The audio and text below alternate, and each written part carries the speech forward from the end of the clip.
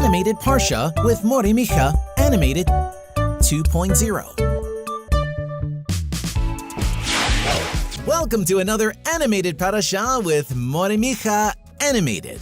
This week, Parashat Bo, which means go. Go to Paro and ask him to take the people of Israel out of Egypt. You ask and I answer, or at least I try. Let's go. Micha, don't run away. You haven't told the story of the other plagues in the last Parashat. We stopped at the 7th plague. Paro calls Moses and says, "Speak up about what you want." Moses said, "We are leaving Egypt because we need to serve our Creator in the desert." Paro said, "Okay, only the men, then you come back." Moshe Rabbeinu said, "No, everyone is going." And Paro did not release the people of Israel. Moshe Rabbeinu had to announce the 8th plague. 8th plague. Locusts. Arbe, locusts is the name of the 8th plague. Millions or billions of locusts attacked the land of Egypt, devouring all the crops. Pharaoh called Moses and said, "Chatati, I have sinned. Just pray for me and remove these locusts from the land of Egypt." Moshe Rabbeinu prayed, and what do you think? When the locusts were gone, did Pharaoh release the people of Israel? No, his heart was hard. Moshe Rabbeinu then had to bring the 9th plague to the land of Egypt. 9th plague. Darkness. Oh, director, where are the lights? Choshech. Darkness. That is the name of the 9th plague. The land of Egypt was shaken by an unusual darkness. For the first 3 days, nothing could be seen. And in the last 3 days of the plague, the Egyptians could not even move, it was so dense. And for the people of Israel, there was light. The Jews could enter the houses of the Egyptians, and for them there was light, and for the Egyptians, darkness. How is it possible in the same environment, light and darkness, if not the hand of God? There is also a great lesson for us. A little light drives away a lot of darkness. Bring light to your life. Bring joy into your life. And a little of that light will drive away much darkness. All negative thoughts that darken your life can be set aside if you bring a little light and joy. Now, let's move on to our university students' question. Micha, I heard that the Jews entered the houses of the Egyptians and took their utensils. Isn't that theft? What a wonderful question. In essence, all these utensils belonged to the Jews when they arrived in Egypt. But after leaving Egypt, they borrowed these utensils from the Egyptians, and the Egyptians gave them willingly. Many of them did not remember where these utensils were, and the Jews reminded them, as they knew the Jews had lights, while for the Egyptians, everything was dark. So it wasn't theft. Paro then called Moses and said, "Go, go, all of you, go, men, go, women, go, everyone. Just leave the livestock." Moses said, "No, everyone will leave Egypt, including you. Pharaoh, give us animals to sacrifice to God." Pharaoh got angry and said to Moses, "Get out of here. Don't come to see me again, because if you see me one more time, I will kill you." Moshe Rabbeinu said, "According to your words, 9 plagues have already passed, and the people of Israel have not yet been freed by Paro." Pharaoh was the biggest producer of fake news, a big liar.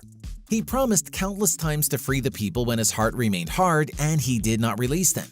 That's when God announced the 10th and final plague in Egypt. 10th plague. The death of the firstborn. Makat Bechorot. The death of the firstborn. This was the 10th and final plague that the Egyptians had in Egypt. In the early days of the month of Nisan, God began to teach the people a commandment he expected from them. Take a lamb, tie it to the bed, sacrifice this calf on the 14th of Nisan, and spread the blood of the animal on the doorposts. The people of Israel took the lamb, tied the animal on the side of the bed on the 10th of Nisan, and on the 14th of Nisan, they sacrificed the animal.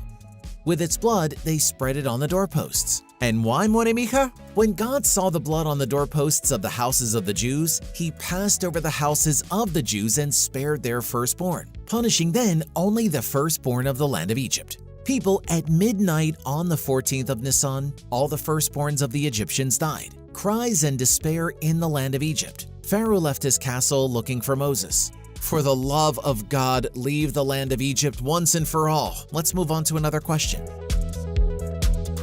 Micha, Every year I tell the story of Pesach, but I never know why it's called Pesach. Very well. Pesach has some meanings. It means to skip, representing that God skipped the house of the Jew, not killing their firstborns, and killing only the firstborns of the Egyptians. Pesach also means Pesach. the speaking mouth, because at the Pesach celebration where we commemorate the Exodus from Egypt, we remember the whole story, from the moment the people of Israel descended to Egypt to the final moment of their freedom. We tell the story of the 10 plagues and the story of the splitting of the sea, which Micha will tell you if God wills in the next Parashat. On this day, we also eat matzah, which is that thin bread, showing that the bread had no time to ferment. The people left in a hurry. We also eat maror, the bitter herb, representing the bitter times that the people of Israel lived in the land of Egypt. Every year on the 15th of Nisan, we gather as a family, telling the story to ourselves and to future generations. How important it is to remember our past. We can only make a future if we remember our past. See how Hashem likes us to remember things, to be rooted in our history? The same goes for our daily lives. We must remember the people who are always with us. Does this person need to eat? Does this person need clothes? Is anything missing from my neighbor or my friend? The Torah trains people who follow it to always think. All the mitzvot HaTorah of the Torah, זכר ליציאת מצרים. the remembrance of the Exodus from Egypt. We put on the tefillin. זכר ליציאת מצרים. קידוש. Bless in a cup on all the festivities and on Shabbat. זכר ליציאת מצרים. The departure of the people of Israel from Egypt made us a unique and united people, always thinking and remembering. At the end of Parashat, Hashem gives us another mitzvah, the redemption of the firstborns. After all, the firstborns became holy because God spared them and did not kill them while killing the firstborns of the Egyptians. So the firstborn belongs to God, and every firstborn should work in the sanctuary. Imagine a mom and dad who received the firstborn baby donating their baby to the priest. That's not possible, right? So we perform the mitzvah called Pidyon Haben. The priest exchanges the holiness of the baby for 5 coins. The 5 coins go to the priest, and the baby returns to its father and mother. Seems crazy, doesn't it? But God is once again teaching us to have gratitude for everything He has done for us. And we must also use this gratitude with everyone around us. Tell me what you thought of these teachings.